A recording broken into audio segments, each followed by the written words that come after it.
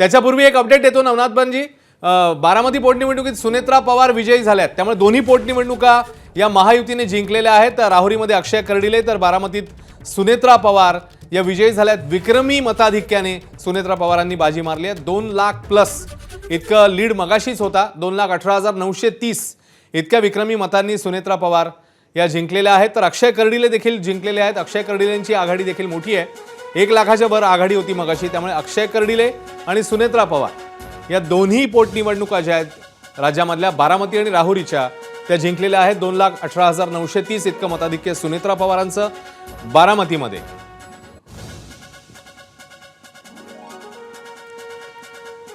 तर नवनाथ यांच्याकडे जाण्याआधी जय पवार आता बोलतायत या निकालानंतर आपण थेट जाऊया। जय पवार पत्रकार परिषद घेतात।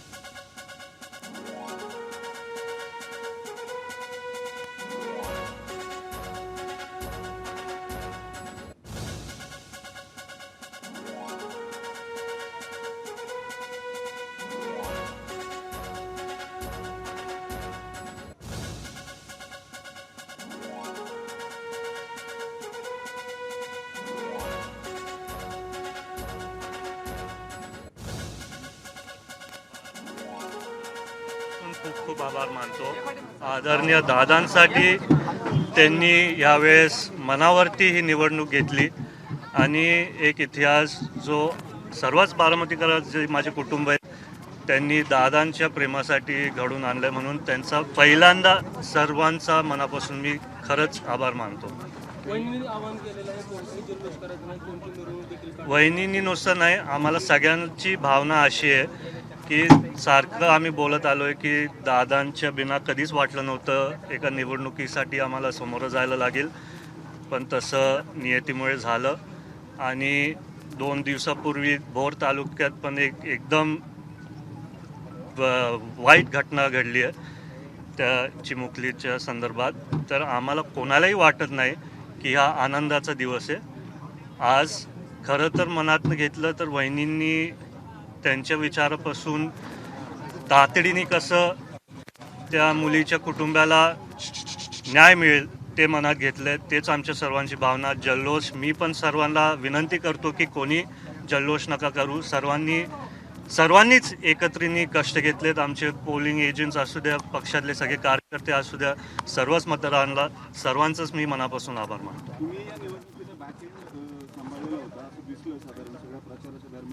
नाही, मी एकट्याने नव्हतं काय केलं आम्ही, नाही ते बघा मी तुम्हाला आताच बोललो ही वेळ तशी नाही बोलायची। मी आधी पण बोलत आलो आहे की 29मध्ये लोकांची आशा आहे, मी सातत्याने बोलत आलो आहे मी सर्वांसाठी काम करणार आहे।